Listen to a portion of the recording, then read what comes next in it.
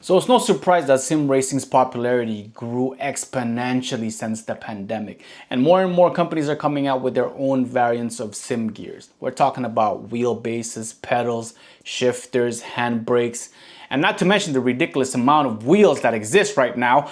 Yeah, I'm talking to you, Moza, with your truck driving wheel and your Porsche wheel. God, I want them. While it's amazing to have all these options for consumers like us, never in the history of sim racing has it been so hard to get started. So if you stick around this video, hopefully we could shed some light on that decision making and easier way to sim racing. Okay, so this video is strictly gonna be for those who are planning to get their first wheel.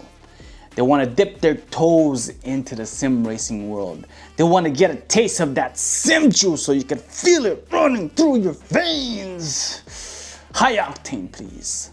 So in order to get started, I suggest, and I would strongly recommend you go for a bundle, because the bundle, you'll get the wheel, the wheelbase itself, and the pedals. Second thing you're gonna need to do is figure out which platform you're gonna be using. Is it gonna be an Xbox, PlayStation, which are consoles? I don't think there's any other consoles out there. Or are you gonna be a PC user, a PC racer, like the purist racers, sim racers we're talking about, purists. So, let's get back to business. If you are a console users, I mean, your choices are pretty limited. Only because I'm talking about direct drives here. I mean, we're in 2024, the standard is going straight to direct drive, and I wish I had that when I started. But if you are planning to go on the older models, you could always go for a G29. Does the job. You could improve on your skills, get better with it, or you can go with a belt driven, which is actually pretty smooth. They're actually a lot smoother than this one too, especially if you go with the higher end, like the Thrustmaster TSPC or TSXWYZ. I mean, ridiculous naming scheme, but they are good. As well as the Fanatec. Wow, I butchered their name. You can go with a CSL Elite, the original CSL, or if you even have a little bit more, go straight for the Club Sport 2.5, because that one is actually able, I would argue that it's able to compete with direct drive as far as, you know, immersiveness. But like I mentioned, unless you get those used as a bundle and half a price of a Moza R5, I don't see any other reason why you would go with that. No reason at all. Because if they sell that thing and it's the same damn price as the Moza R5, I would rather go with a direct drive, because it is the end all be all for sim racing. At least at the moment, until a new technology comes and y'all can make fun of this video. Now, if you're a PC user, a PC racer, I think you know where I'm going with this.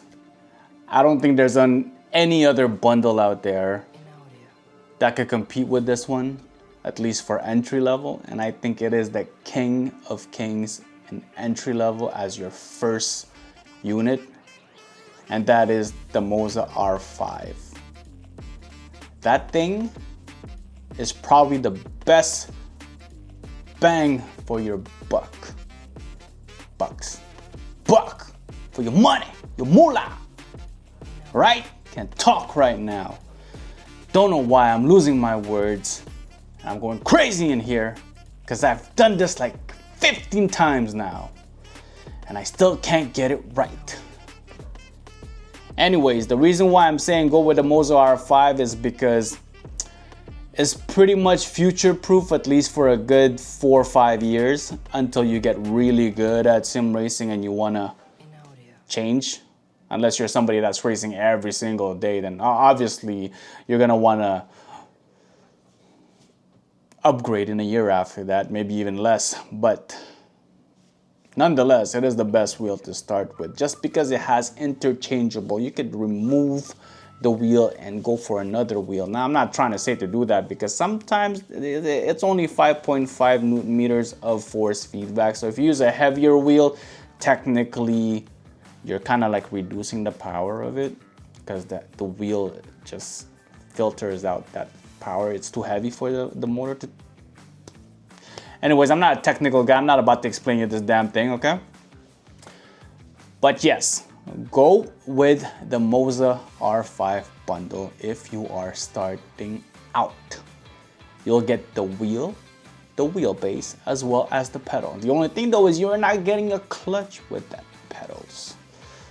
You would have to buy that separately, which is kind of annoying when you're trying to get into drift, but it's okay. Now this is going to be controversial.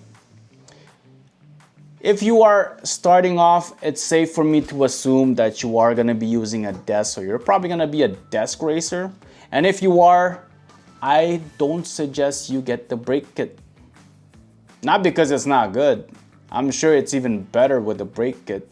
The only thing though is if you're putting those pedals on the floor and you're pressing the brakes and it's heavy as, it's gonna tilt over. So you're pressing it, boop, tilts over. Or topple over. Whatever the proper word is, you catch the drift. That's the only reason why I wouldn't recommend getting the brake kit. As well as, personally, that's all I have.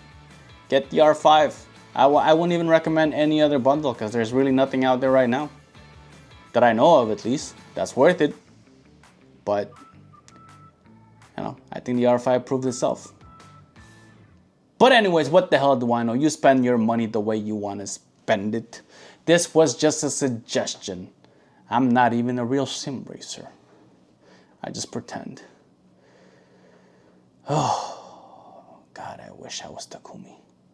So with that being said, if you like the video, don't forget to give it a thumbs up, and please subscribe so you can support me on my journey to the sim racing.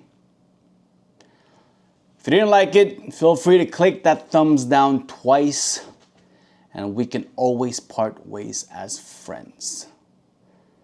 So keep racing, keep going sideways, and let those rubbers scream, baby. Screaming rubbers! We out!